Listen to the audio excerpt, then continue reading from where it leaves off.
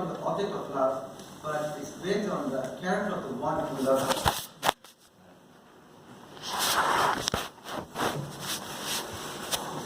Jesus Christ, through God, He loved us.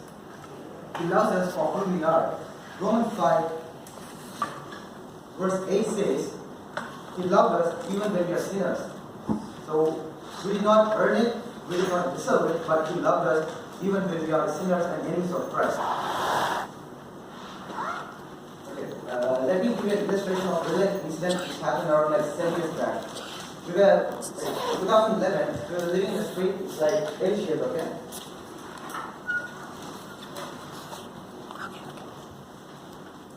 Here is a house, and there are approximately close to 50 houses in the street.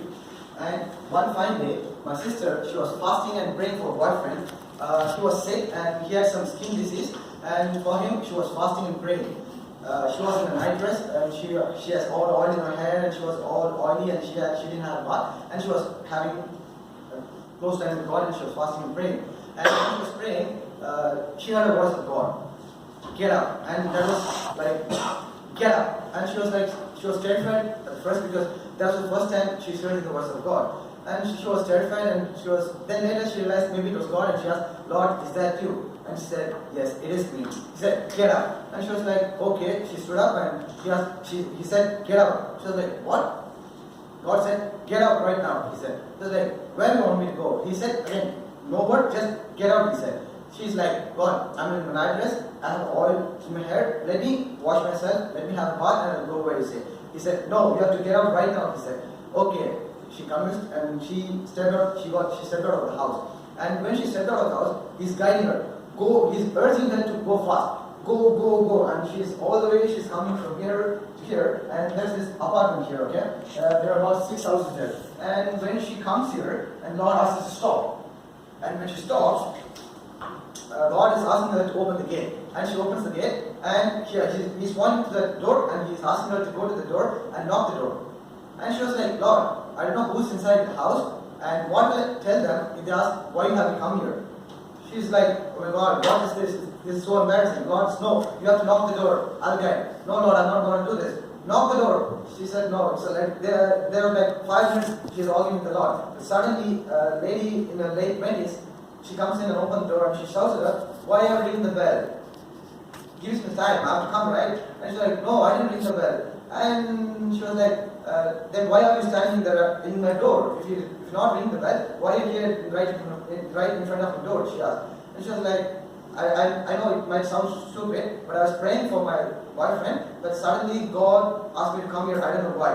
That very moment, that lady, she knelt down and she cried like anything. And after she finished crying, she took my sister inside the house, and she showed the table where she was writing a letter, and there's a sleeping pill there, and there's a rope hanging in the fan. She's about to write the letter and take the sleeping pill, and she's going to commit suicide. Like, her life is so drastic that she eloped with a boyfriend, and they were living for about 2 years it seems, and he left her for another girl, and then she wanted to go back to her parents, and her parents are like, "No, we cannot come back, for us, we are good for them." And there's nobody for her, and she wanted to die, so that because there's nobody for her, she wanted to die. And before she could write the letter, she thought, "Okay, Lord," she's a Hindu lady, and she was like, "If there's a real God, come and save me if you can." That was the last word she said. "If there's a real God, come and save me if you can." And when she started writing the letter, at the same time my sister is praying, and God is saying her, that's God's love for us. Amen. Even though she's not Christian, she's someone, but God loved her, and God chose to save her. Amen. That's the love for her. No matter what, we may think the world has forsaken us, we don't have anybody for us, but God is there for us. His love for us is there. Even when we are talking now, He's loving us. When we wake up in the morning, He loves us. When we go back to bed, He loves us. When we talk, He loves us. When we walk, He loves us. Each and every minute of the day, He loves us. Amen. We may think we don't have anybody for us, and sometimes we may think why God is silent. So we may think that even God is not loving us, but that's not true. There may be a moment of silence from God, but that's maybe for a realization part, or even through silence God speaks. That doesn't mean that He does not love us and He's forsaken us. So, and let's turn with me to the book of Mark, chapter 5, verse 26 to 30. Mark chapter 5, verse 26 to 30. Can somebody read for me?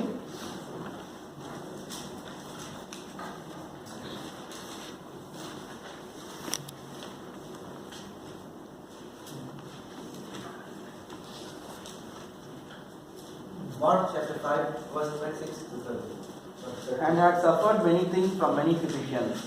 She had spent all that she had and was no better, but rather grew worse. When she heard about Jesus, she came behind him in the crowd and touched his garment. For he said, if only I may touch his clothes, I shall be made well.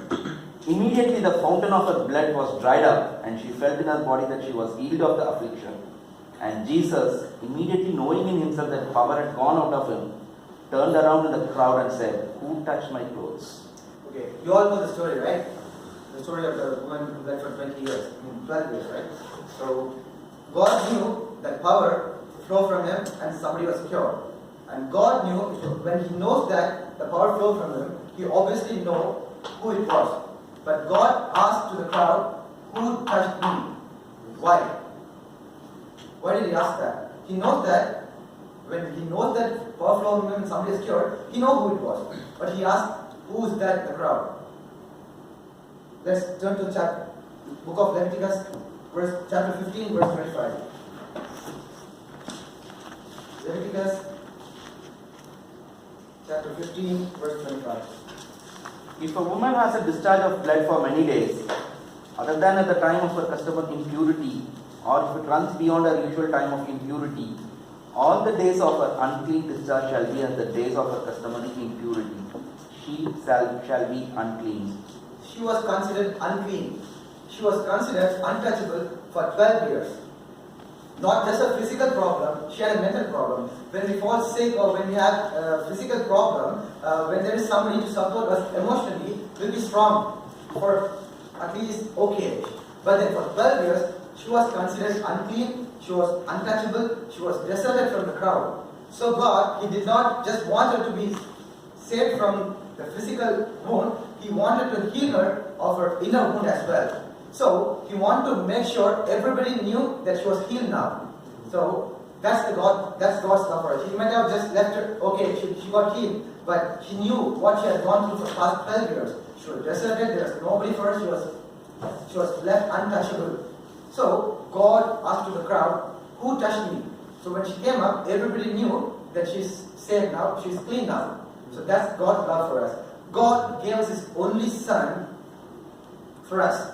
We did not do anything. We were sinners and we were the enemies of God, but He gave us His only Son for us. What are we going to do in return for Him?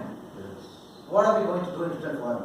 There is nothing we can do to deserve the love of God. He had to undergo so much of pain for us. What did we do for Him? And what are we going to do for Him? Let's think about it. Amen.